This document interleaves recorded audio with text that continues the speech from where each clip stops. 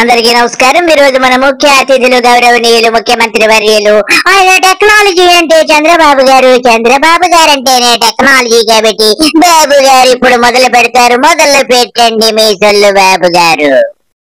Sir నమస్కారాలు. బాబు గారు మీ సంస్కారం లేని నమస్కారం మాకు అవసరం లేదంటున్నారు ప్రేక్షకులు.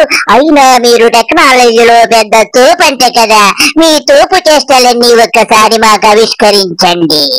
టెక్నాలజీ మాట్లాడా, అందరూ నన్ను 420 కూడా అన్నారు. బాబు గారు మీ గురించి మీరు చెబుతుంటే నాకు ఎంతో ఆనందంగా ఉంటుంది. మీరు 420 ఏంటి బాబు గారు, 420 + 420 840 బాబు గారు. మీరు ఎంత గొప్పవారు బాబు గారు. మీ గురించి మీరు చెబుతుంటే నాకు ఎంతో ఆనందముగా ఉంటుంది. 840 గారు పనికిరానోడు అన్నారు. ఎంత మాట అన్నారు బాబు గారు. మీరు పనికి వాడని ఎవడన్నారు బాబు గారు. మీరు ఎంతో గొప్పవారు బాబు గారు. మీరు అమ్మగారికి ఎంతో చక్కగా ఉపయోగపడుతున్నారు. అమ్మగారి పేరుతో హెరిటేజ్ స్థాపించి రాష్ట్రంలో ఉన్న బర్రెలన్నీ ఇంటికి తోలికి వెళ్లి విజయ డైరీని ముయించేసి కోట్ల రూపాయలను రాష్ట్ర ఖజానా నుంచి దోచేసి ఎంతో చక్కగా నువ్వు నీ కొడుకు నీ పెళ్ళాము మూటలు కట్టి సింగపూర్ కి తరలిస్తూ ఉంటే నిన్నెవరు బాబు వేస్ట్ పిల్ల అన్నది నేను ఒప్పుకోను. ఈ రోజు మీరు చూడండి, ఫోన్ లేని ఉన్నారా? భార్య భర్త లేకపోయినా కొంచెంసేపు ఉంటుంది. భార్య భర్త లేకపోయినా కొంచెంసేపు ఉంటుంది. తెలుగు రాదు, ఇంగ్లీష్ రాదు, సన్నాసి అతవా. నిజమే నారాయణ గారు. ఏమన్నాడో విన్నారా? కొంచెంసేపు ఉంటుందంట భర్త లేకపోయినా కానీ. కొంచెంసేపు ఉంచటం ఏంటిలా? నీకు ఇంగ్లీష్ రాదు, తెలుగు రాదు, హిందీ రాదు, యాదవా నీ బతుకొచ్చాడా. భర్త భార్య లేకపోయినా కాసేపు ఉంటుంది. భర్త భార్య లేకపోయినా కాసేపు ఉంటుంది. బాబు గారికి మధ్య ప్రేమించింది. భర్త భార్య లేకపోయినా కాసేపు ఉంటుందంట.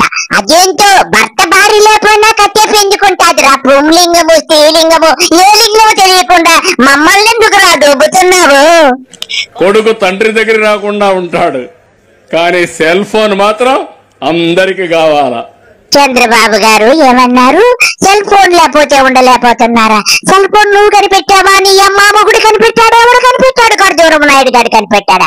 సిగ్గు లజ్జ లేదు. ప్రతిదీ నువ్వే కనిపెట్టేశానంటావు. లెట్రిన్ నువ్వే కనిపెట్టేశావు, బాత్రూమ్ నువ్వే కనిపెట్టేశావు, అన్ని నువ్వు కనిపెట్టేశావు, కక్కసుదొడ్లు నువ్వే కనిపెట్టావు. సిగ్గు లజ్జ లేదా? టెక్నాలజీ అంటే నువ్వంటావు. అసలు నీకు ఏబిసిడీ లేరు. పియూసీ 2 సార్లు ఫెయిల్ అయిపోతే నువ్వేం చేశావు? తర్వాత కాపీలు కొట్టి ఎలాగోలాగుని పియూసీ పాస్ అయ్యాక తర్వాత ఎంఏ చేరికి ఎక్కడ ఎస్వి యూనివర్సిటీలో ఎంఏ చేరి అందరినీ బెదిరించి కాపీలు కొట్టి ఎంఏ పాస్ అయిన నీ బతుకు బతుక. నువ్వు అసలు 24 గంటలు రోడ్ల మీద తిరిగావు. ఏ రోజన్నా కాలేజీకి వెళ్ళావా? నీకు టెక్నాలజీ అని తెలుసు, నీకు అసలు ఏబిసిడీలు రావని నాకు తెలుసు. ఇప్పుడు ఇంకొకటి ఉంది, ఇది కూడా పెద్ద ప్రాబ్లం. దాన్ని కూడా పరిష్కారం చేయాలి. అన్ని సెల్ ఫోన్ లో మెసేజ్లు అయిపోయినాయి. వ్యక్తిగతంగా కరవడమే మానేస్తున్నారు భార్య భర్త కూడా. ప్రతి ఒక్కరు బిజీగా ఉన్నారు, ఫోన్ పెట్టుకొని తిరుగుతా ఉంటారు. ఇలాంటి సమస్యలు కూడా వస్తున్నాయి. బాబు గారు మీరు ముందు ఇంట్లో తొంగోవడం నేర్చుకోండి. సెల్ ఫోన్ కథ దేవుడెరుగ్గాని మీరు 24 గంటలు హెలికాప్టర్ ఎక్కేసేసి బర్రెలకి కుక్కలకి నక్కలకి పందులకి భోజనం పెట్టేసేసి వాళ్ళతో ఫోటో తీసి రా తమ్ముడు అని బుధాన్నేసేసుకొని బర్రె కంటే హీనముగా, గొర్రె కంటే హీనముగా, పంది కంటే హీనముగా జొల్లుతున్నావు. రాష్ట్రం అంతా 24 గంటలు హెలికాప్టర్లో ప్రయాణిస్తూ కోట్ల రూపాయలు రాష్ట్ర ఖజానాకి బొక్కెట్టేసి తిరుగుతుంటే నువ్వు ఇంట్లో తొంగు. సెల్ ఫోన్ గురించి అరికథలు, పిట్ట కథలు, బుర్ర కథలు మళ్ళా చెప్పుదు గాని నువ్వు నీ ఇంట్లో తొంగు. ఫస్ట్ నీ ఇంట్లో నీ బెల్లం మొక్కం చూస్తావు. నువ్వు ఇంట్లో తొంగుంటే రాష్ట్ర ప్రజలందరూ కూడా చక్కగా సెల్ ఫోన్ వాడటం కూడా మర్చిపోతారయ్యా.